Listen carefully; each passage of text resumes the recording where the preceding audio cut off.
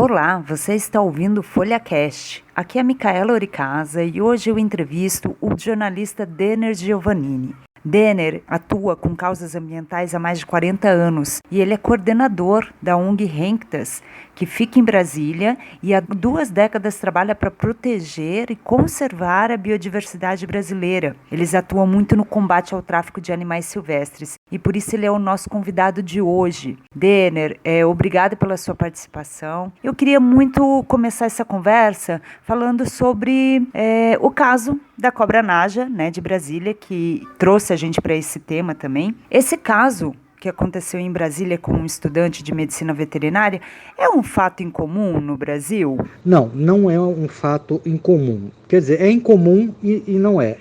Não é comum o fato de você ter acidentes com espécies peçonhentas exóticas, ou seja, espécies peçonhentas de outros países, né?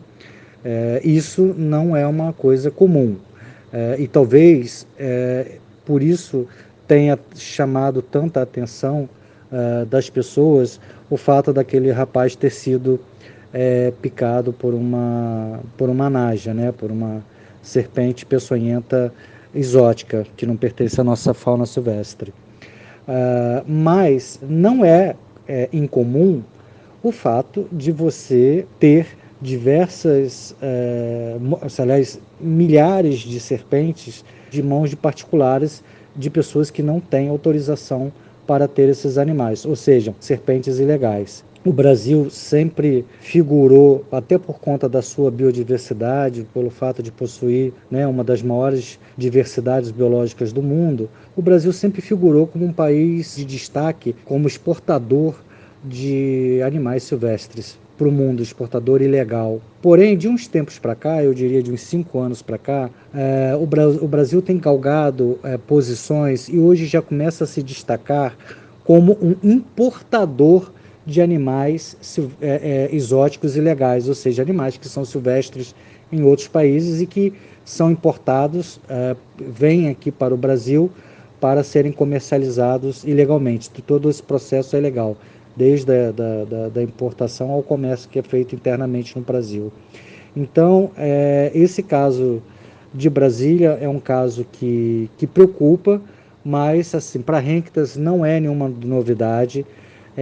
Acidentes desse tipo, a gente já até esperava que acontecesse até mais cedo do que aconteceu.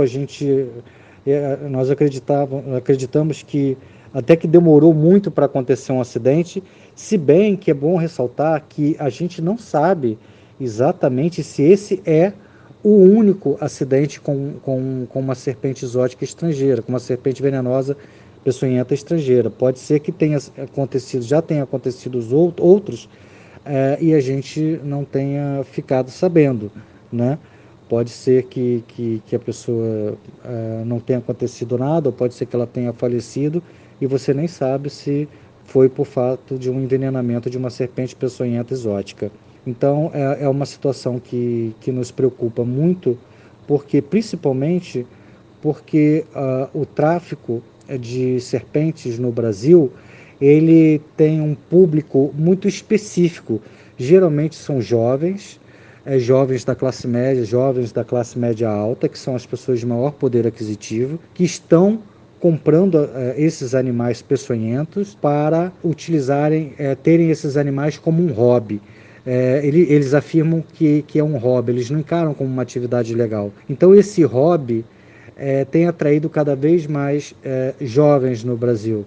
E como todo hobby, como todo colecionismo, você tem aí uma disputa, né, para ver quem que possui o animal mais caro, ou quem que possui o animal mais raro. E agora tem crescido essa disputa de quem possui o animal mais perigoso, o animal mais venenoso. Isso é um fato muito preocupante porque traz sérias consequências ambientais, sérias consequências sociais, de saúde, e o Brasil precisa estar atento porque essa não é a única naja que tem no Brasil. Nós, na Renctas, que fazemos o monitoramento do tráfico de animais silvestres, já vimos muitas, dezenas de najas sendo comercializadas no Brasil, e também não só najas, mas como muitas outras espécies peçonhentas estrangeiras que são importadas, principalmente espécies que vêm da África, do Sudoeste Asiático e da Austrália. Pelo que está sendo divulgado, o caso do estudante de Brasília não parece ser coisa de amador, né? Como que a Renktas avalia esse episódio? Eu acho que ainda é muito cedo para a gente fazer qualquer tipo de afirmação. A gente não sabe exatamente como essa serpente, essa naja, chegou às mãos desse rapaz que foi picado, né? E que, graças a Deus, conseguiu escapar de uma morte quase que certa, né? Porque ele deu muita sorte. Ele pode se considerar uma pessoa com muita sorte por ter conseguido o soro da naja com o Butantan em São Paulo. Isso foi um fato extraordinário, ele deu muita sorte. Então, assim, eu acho que é muito cedo para a gente fazer qualquer tipo de afirmação. E o que eu posso te dizer é que quem tem uma naja em casa não é uma pessoa desinformada, não é uma pessoa que não sabe exatamente o tipo de animal que ela tem. E a gente sabe que esse animal, para você comprar, para você manter, não é uma coisa muito fácil nem muito simples, como no caso as outras cobras não peçonhentas, que é um tráfico também gigantesco. Então eu acho que esse jovem tem no mínimo muita informação a prestar sobre como essa naja chegou às mãos dele. Essa naja entrou provavelmente ilegalmente no Brasil ou foi reproduzida aqui no Brasil. Ou seja, ela uma cria, um filhote que nasceu dentro do Brasil já, né? Porque os traficantes também fazem isso.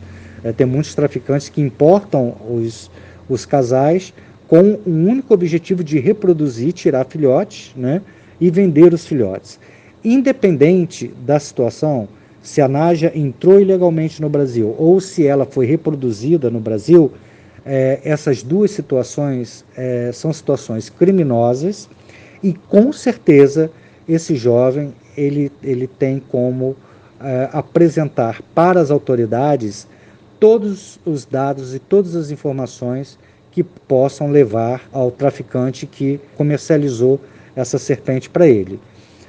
Então, eu acho que a gente tem que aguardar um pouco mais, mas eu acredito que, se as investigações se aprofundarem, nós temos uma grande possibilidade de chegarmos aí a um esquema grande de tráfico de animais, e principalmente de tráfico de animais peçonhentos, que envolva o transporte desses animais cruzando as fronteiras brasileiras.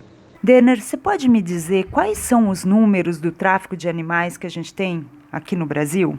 Os dados que nós temos sobre tráfico de animais silvestres disponíveis no Brasil é o primeiro relatório sobre o tráfico de animais silvestres que a Renktas lançou no ano de 2001. Inclusive, ele está no site da Renktas, disponível para quem quiser, que é o www.renktas.org.br.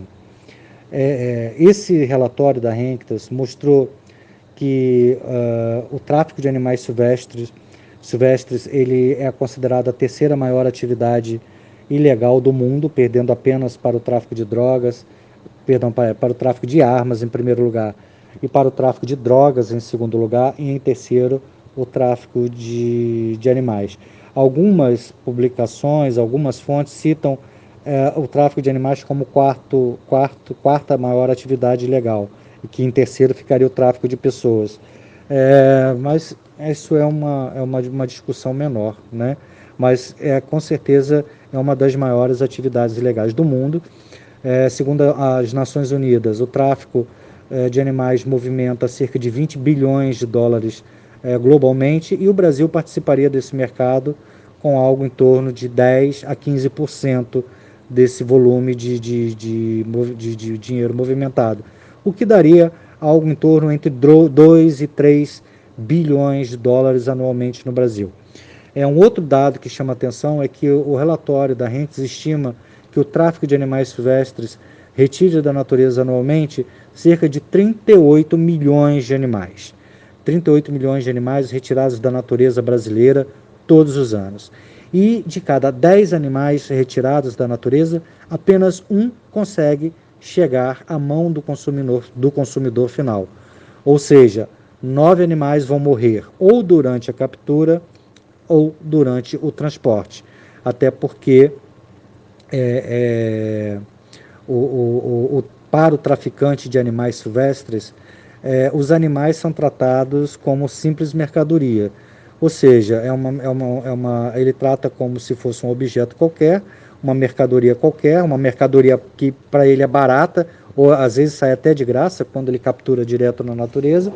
E esses animais, então, eles são encaminhados, né, saem das regiões de grande biodiversidade e seguem rota até o seu destino final. E então é um mercado muito cruel, e durante esse transporte, principalmente o transporte, os animais eles são camuflados para que não chamem a atenção da fiscalização. Eles são geralmente transportados por caminhões, ônibus pelo Brasil. E então eles são dopados, eles são anestesiados, os animais passam às vezes 2, 3, 4, 5 dias sem alimento, sem beber água, confinado num local com pouca oxigenação, sem poder se mover, geralmente amarrados. Então, para você ter uma ideia, nós já acompanhamos operações de policiais que encontraram filhotes de macacos embriagados com álcool. Os traficantes tinham injetado álcool ou cachaça, não sei, na veia deles para que eles ficassem bêbados e não chamassem atenção. Então você vê que o nível de crueldade dos traficantes de animais silvestres é altíssimo. Para o traficante interessa vender o bicho, e para vender o bicho ele tem que fazer com que o animal se cale, e ele não tem o menor pudor de utilizar todos os meios que ele achar necessário para que esse animal não chame a atenção da fiscalização. Então é um mercado muito cruel para o bicho. E é por isso que é importante as pessoas conhecerem as histórias que estão por trás desse comércio ilegal, né? Que existe, geralmente são histórias de muita crueldade com os animais, e também uma história de um problema social, porque também há uma exploração, principalmente de comunidades pobres que vivem próximas de áreas de grande densidade de animais. Essas comunidades pobres são cooptadas pelos traficantes para capturarem esses animais, aves ou primatas ou iguanas, enfim, independente do tipo de animal. E muitas vezes essas pessoas capturam esses animais em troca de comida, de um saco de arroz, de 1 ou 2 quilos de feijão, e trocam esses animais por esse tipo de mercadoria. E isso também é um problema social que a gente tem que se atentar. Então, a cadeia toda do tráfico, da captura até a venda, é uma cadeia que envolve muita crueldade, envolve exploração social, e também, muitas vezes, é um processo em que o jovem tem o primeiro contato com uma atividade ilegal. Geralmente o jovem que captura esses animais na natureza. E esse jovem, depois de já ter o contato com essa primeira atividade ilegal, continua no mundo do crime, e o tráfico de animais seria uma porta que se abre para a ilegalidade. Então esse é um resumo bastante sintético da gravidade desse problema. Eu também gostaria que você comentasse quais são os animais mais visados pelos criminosos aí para essa prática de tráfico. Você tem todo tipo eu diria com certeza que toda espécie animal ela tem algum interesse para o traficante, dependendo da finalidade do tráfico, né? Como eu já disse. Então, todo animal ele tem, de alguma forma, algum mercado para alguém. Mas você tem, por exemplo, hoje no Brasil, a maior parte do tráfico, os principais animais traficados são primeiramente, os passeriformes, né, que são os pássaros principalmente de canto, de belo canto, aí entre esses, os que eu já citei, o tico-tico, o coleirinho, o trinca-ferro, né, são esses pássaros que participam, que as pessoas criam nas gaiolas, em suas casas, ou que participam de torneios de canto, de criação amadora. A maior parte do tráfico de animais no Brasil são de aves, de passeriformes, de aves de uma maneira geral. Aí tem as aves de bela plumagem, né, principalmente aves de ornamentação, como araras, papagaios, tucanos. Papagaios já seria para o mercado de pet. Você tem também animais peçonhentos, que geralmente são para colecionadores, e não só aranhas, escorpiões e serpentes, como os sapos amazônicos. Você tem os primatas, que são para fins de pet, né, para animais de companhia, o macaco-prego, os miquinhos, enfim. Geralmente são esse ranking. Vem primeiro os passeriformes, depois as outras aves, depois os primatas, depois os animais como répteis e anfíbios para colecionismo, tá? Bom, então eu acho que eu te respondi aqui todas as perguntas e você me pediu também uma foto para mandar para você. Tá bom, estou te mandando essa foto aqui pelo WhatsApp. Se você tiver qualquer dúvida, é só me mandar que eu estou aqui para responder, tá bom? Muito obrigado, uma boa noite. Ao longo dos anos, você vem percebendo uma mudança no perfil das pessoas que se envolvem nessa prática? Nessa atividade legal, você tem de tudo e encontra de tudo. No caso dos consumidores, né, dos consumidores finais, das pessoas que compram os animais ilegalmente, é uma enorme variação de faixa etária. Você tem, por exemplo, as pessoas mais velhas, elas geralmente têm, até por uma questão de hábito cultural, elas têm passarinhos nas casas delas, né? Então, você tem um comércio ilegal enorme, um tráfico de animais enorme, de passeriformes no Brasil. Tico-tico, trinca-ferro, coleirinho, geralmente são aves que são muito capturadas pelos traficantes e muito comercializadas também no Brasil. Uma grande parte desse comércio de passeriformes, por exemplo, está na própria criação autorizada pelo IBAMA, que é a criação amadora de passeriformes. No Brasil, nós temos hoje cerca de 300 mil criadores autorizados a funcionar no Brasil pelo IBAMA, são autorizados pelo governo federal. E uma grande parte desse comércio, uma grande parte desses criadores vivem do comércio ilegal, do tráfico de animais silvestres. Então, isso daí é uma necessidade absurda que nós temos de tentar resolver com urgência, porque essa criação amadora tem levado muitas espécies ao desaparecimento. E grande parte desse comércio, desse grupo de pessoas, geralmente são pessoas mais velhas, né, de mais idades. Já os jovens, eles se interessam mais pelos pequenos, pelo colecionismo, como eles falam, né, pelo hobby de colecionar animais, ou por criação específicas, né? Por exemplo, você tem os jovens que gostam de colecionar aranhas, outros gostam de colecionar serpentes, outros gostam de colecionar iguanas, outros sapos, anfíbios. Então você tem uma diversificação muito grande também, não só de idade, mas também idade e perfil, mas também dos próprios animais, né? Eu posso dizer para você com toda certeza que, independente da espécie, toda espécie animal ela tem um interesse para o tráfico. Depende do tipo de finalidade que a gente está falando. E eu vou aqui descrever muito brevemente, para não ficar muito longo, mas eu vou descrever muito brevemente as finalidades do tráfico. Primeiro, o que é o tráfico? É a retirada ilegal de um animal da natureza, né? Independente do fim que esse animal tem. Mas, por exemplo, você tem as pessoas que são colecionadores de animais raros, né? Os colecionadores particulares, que pagam verdadeiras fortunas por animais ameaçados.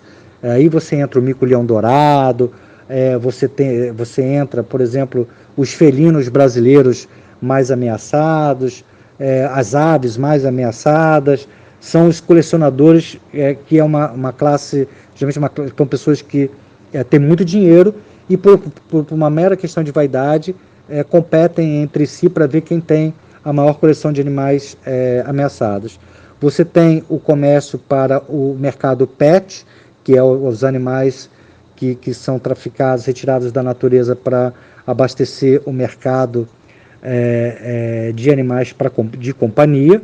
Esse é a maior parte do tráfico de animais silvestres, para atender nesse mercado. E aí você tem, por exemplo, esse caso de passeriformes, faz parte desse grande mercado de animais de companhia, animais de estimação, né, os pets, em que você tem, desde os pássaros, você tem os papagaios, você tem as araras, você tem os miquinhos, né, os macacos maiores, como o macaco prego, que é um animal muito procurado também, né, para ser um animal de companhia. Então, mais ou menos, são esses. Aí você tem o mercado, também estava esquecendo, o animal que é retirado da natureza para abastecer o mercado de alimentação, que é o caso, você está falando da caça, né? Que são animais que são retirados através de caça. Você tem os animais que são retirados da natureza para abastecer o mercado de medicamentos tradicionais. Isso acontece muito, por exemplo, na região norte, tipo a banha da jiboia serve para curar reumatismo, né? Mesmo que não tenha comprovação científica nenhuma, isso é muito comum, acontece muito no Brasil, de você ter esse tipo de comércio, principalmente na região norte. E você também tem o animal que é retirado da natureza para o fim de pesquisa científica ilegal, a pesquisa científica não autorizada, o que se caracteriza como biopirataria. E nesse caso se enquadra principalmente os animais mais peçonhentos, como cobras, aranhas, serpentes, alguns sapos amazônicos estão dentro dessa categoria de biopirataria. Uma outra mudança extremamente importante que nós devemos destacar no comércio ilegal de animais silvestres no Brasil no que diz respeito à forma como ele se processa. Se antes, há 20 anos atrás, os animais eram comercializados principalmente nas feiras livres em todas as cidades no país, hoje 90% do comércio brasileiro ilegal de animais silvestres se dá através das redes sociais, se dá através do uso da internet. A internet se tornou uma grande arma na mão dos traficantes de animais, porque ela é uma grande vitrine onde eles expõem esses animais a um público gigantesco. A internet favorece ao tráfico porque oferece ao traficante o anonimato, a possibilidade de se manter em anonimato, utilizando contas falsas, dados falsos, e o traficante dispõe hoje de uma rede de entrega muito mais elaborada e sofisticada, que são as empresas de transporte, né? Os correios continuam sendo muito utilizados. Então, eu diria que a grande mudança que nós tivemos nos últimos 20 anos no tráfico de animais no Brasil é exatamente o tráfico de animais através da internet.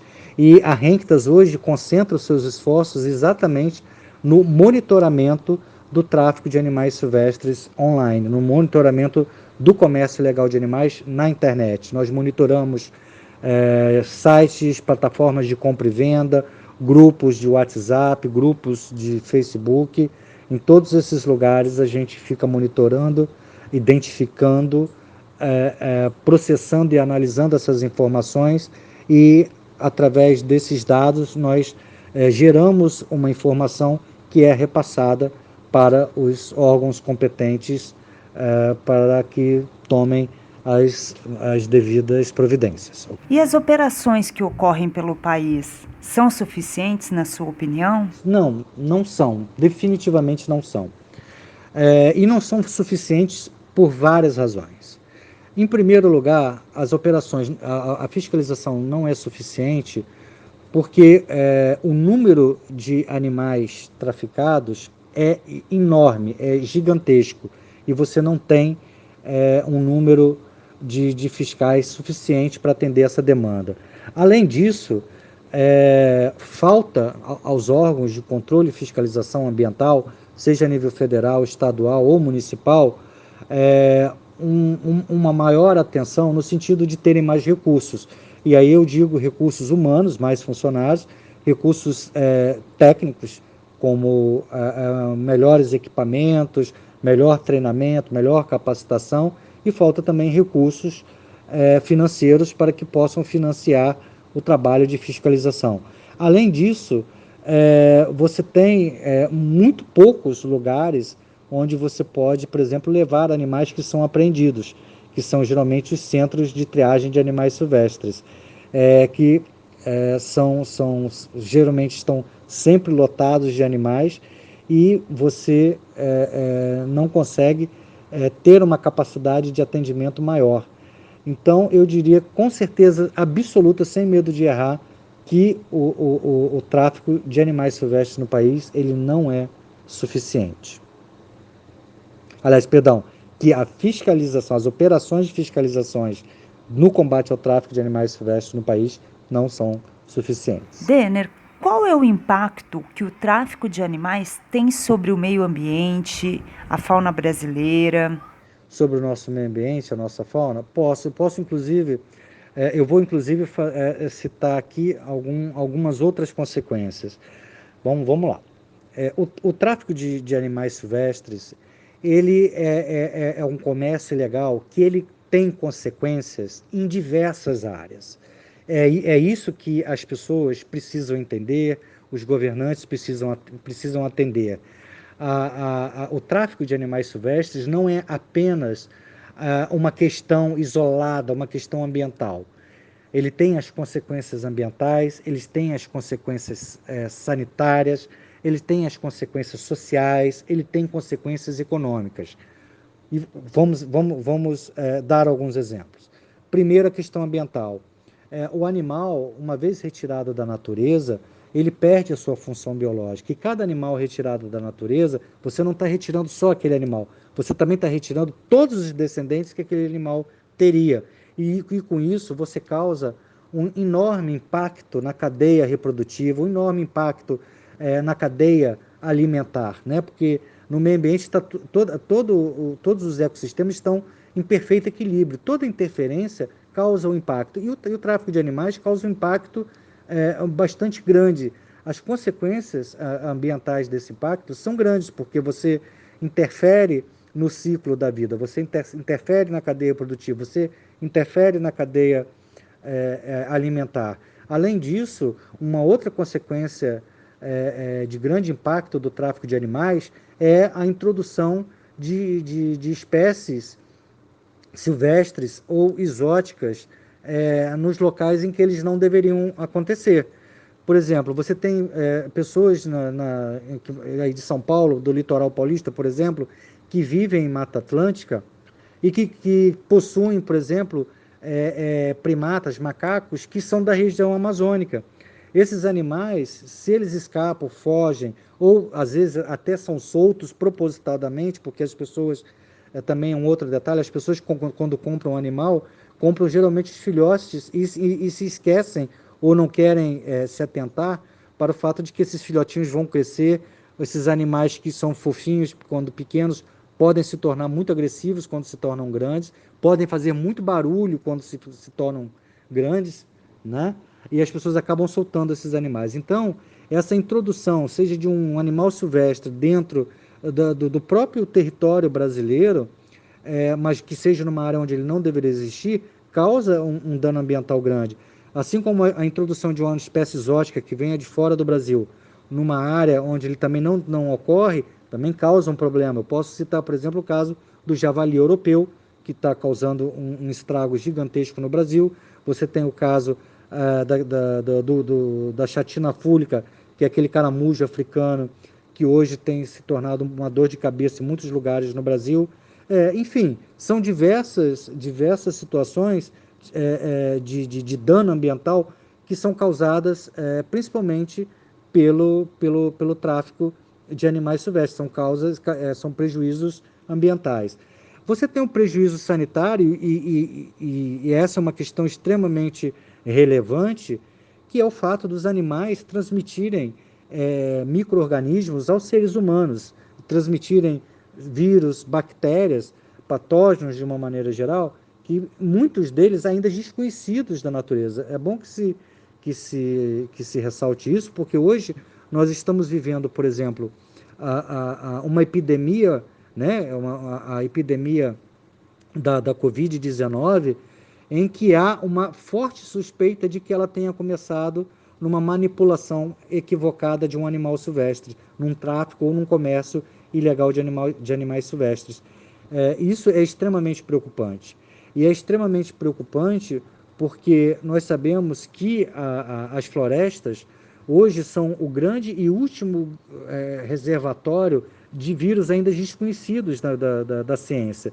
E toda vez que você traz um animal silvestre diretamente da natureza, um animal que não passa por nenhum controle sanitário, esse animal ele vai para a casa das pessoas, ele pode se transformar, inclusive, numa bomba biológica, porque ele pode transmitir uma doença, inclusive desconhecida, fora muitas doenças que o animal silvestre pode transmitir ao ser humano, pode transmitir uma doença desconhecida para a pessoa que tem, para a família da pessoa, ou para os vizinhos, causando um grave problema de saúde pública, causando um surto de uma doença ainda desconhecida.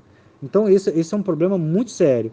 E é um problema também sério econômico, porque muitas dessas doenças podem alcançar o nosso rebanho nacional, a criação doméstica de animais domésticos, como já aconteceu com os porcos e as aves na China, né? Que a gente tem a gripe suína, você tem a gripe aviária, como já aconteceu lá, de micro-organismos de animais silvestres entrarem em contato com animais domésticos de criação e você ter que sacrificar rebanhos gigantescos por conta da falta de condições de você combater essas doenças.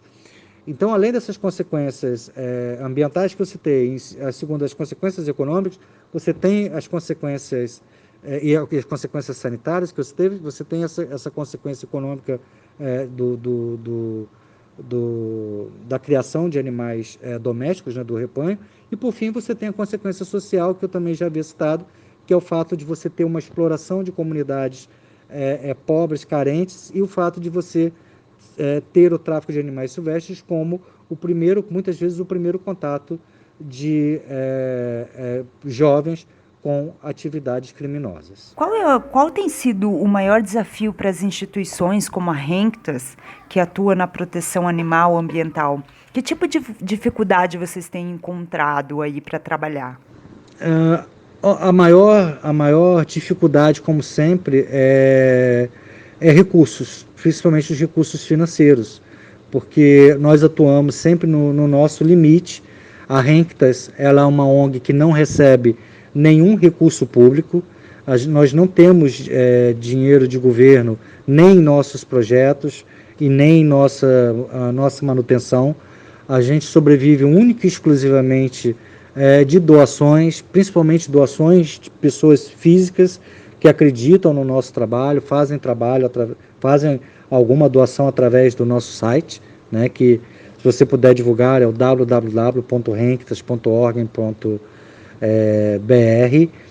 E então faltam esses recursos, e a gente inclusive está buscando pessoas que possam atuar como voluntárias da Renktas em diversas áreas. Quem puder, que estiver lendo essa matéria, tiver esse interesse em trabalhar, em ajudar a combater o tráfico de animais silvestres, pode entrar em contato conosco através do nosso site, através do nosso Instagram, através do nosso Facebook, ou seja, de qualquer uma das nossas redes sociais, que nós vamos apreciar muito todo tipo de apoio, seja uma doação, seja um trabalho voluntário. E um outro desafio é você ter o tráfico de animais silvestres e a própria agenda ambiental como uma agenda prioritária para o país, como uma agenda prioritária para os governos, né? Não adianta você tratar o meio ambiente como uma questão menor, porque os danos ambientais para serem revertidos, eles custam muito dinheiro. Então, o melhor que se pode fazer é se prevenir esses danos ambientais. E nem sempre esses danos, mesmo com muito dinheiro, são possíveis de serem revertidos, né? Então, falta esse olhar um pouco mais generoso para a causa ambiental no Brasil. E, Denner, como que essas redes de tráfico de animais silvestres e exóticos funcionam?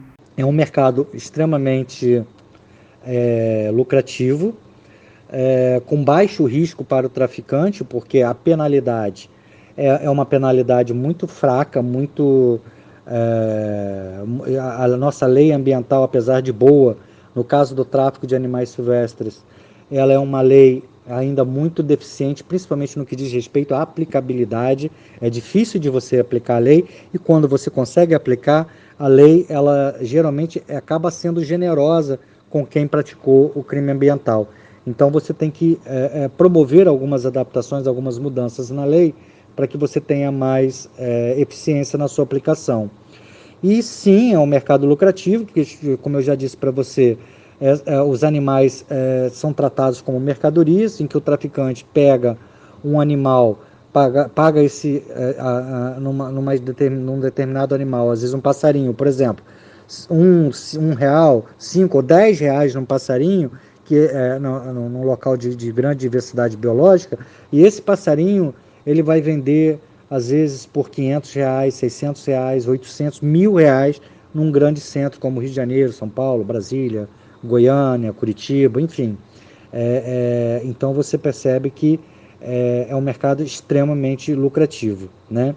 E como é que funcionam as redes de tráfico? Você tem aí uma cadeia, onde você tem no início, na origem, a pessoa que captura esses animais, né, que é o apanhador.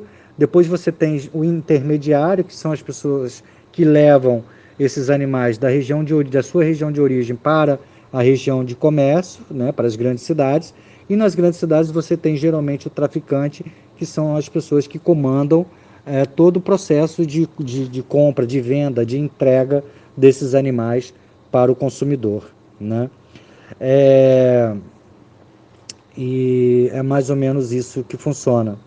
E para terminar, Denner, eu gostaria que você falasse como que tem sido aí, ao longo de 2 décadas, né? Como que tem sido o trabalho da Renktas. Eu atuo na área ambiental desde os 17 anos de idade. Em 1986, eu participei da fundação do Partido Verde no Brasil, quando ainda o meio ambiente era tido como uma questão de menor importância, em que os ambientalistas eram tratados como se fossem malucos, como se fossem pessoas românticas.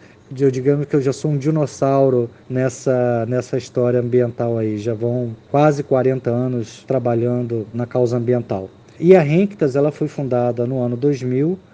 Ela é uma organização não governamental. Na verdade, a Renktas é uma OCIP, uma organização social civil de interesse público, reconhecida como de interesse público.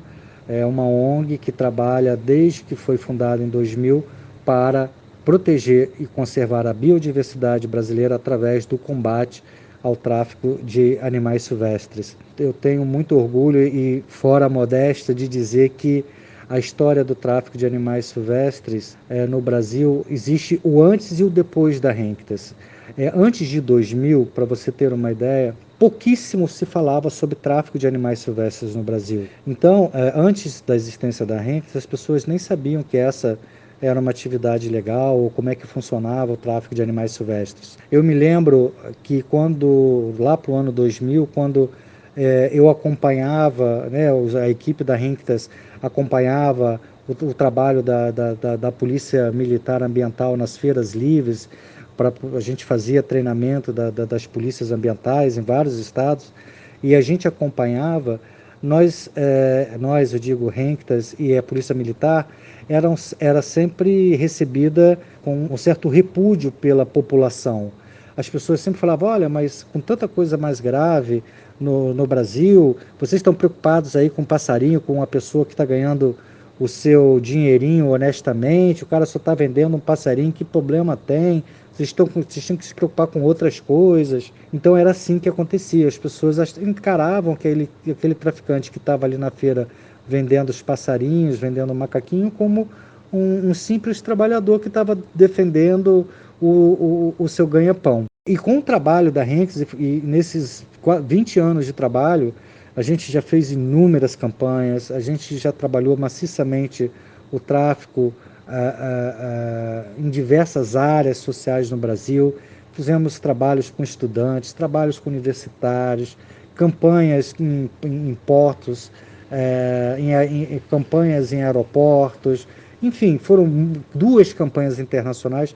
Foi um longo e um trabalho muito duro para informar a sociedade sobre o que é o tráfico. Isso a gente tem certeza que conseguiu. Hoje, quando você vai numa feira livre, eu não vou dizer que os animais não estão mais lá escondidos, né? Não estão mais na feira livre. Até estão, mas eles não estão mais não são mais mostrados publicamente como era 20 anos atrás. Hoje a sociedade já condena. A sociedade já não acha que é aquele cara que está vendendo passarinho que é apenas um pobre coitado. A sua própria sociedade já repudia essa atividade criminosa. E isso foi uma grande conquista, se você considerar que 20 anos é um espaço de tempo até bastante curto para você mudar a mente e a cultura de uma sociedade. Então, eu acho que esse foi o grande sucesso, a grande vitória da Henktes, né? Além, é claro, de todos os outros trabalhos que a gente desenvolve na área de conservação de espécies ameaçadas pelo tráfico de animais, na área de treinamento e capacitação de agentes ambientais para trabalharem na fiscalização do tráfico de animais, enfim, na publicação, geração e disseminação de informações. Nós temos uma linha de trabalho muito forte na produção de relatórios, na produção de diagnósticos, exatamente para que nós possamos contribuir com as políticas públicas e para que o Brasil possa ter uma política pública eficaz contra o tráfico de animais silvestres. É claro que a gente ainda está muito longe de uma situação ideal, mas eu tenho certeza que a Henktes, nesses 20 anos, conseguiu já mudar muita coisa, nós conseguimos grandes avanços, e uma das coisas que nos orgulha muito é o fato da Henktes ter servido de inspiração para diversas outras ONGs que hoje no Brasil atuam no combate ao tráfico de animais silvestres. Antes era só a Henktes no Brasil, nós somos os pioneiros, abrimos esse caminho e hoje temos diversas ONGs seguindo o nosso caminho e também atuando no combate ao tráfico de animais silvestres. Essa é uma grande vitória que a gente pode destacar da Henktes. Denner, muito obrigada pela sua participação. Até mais.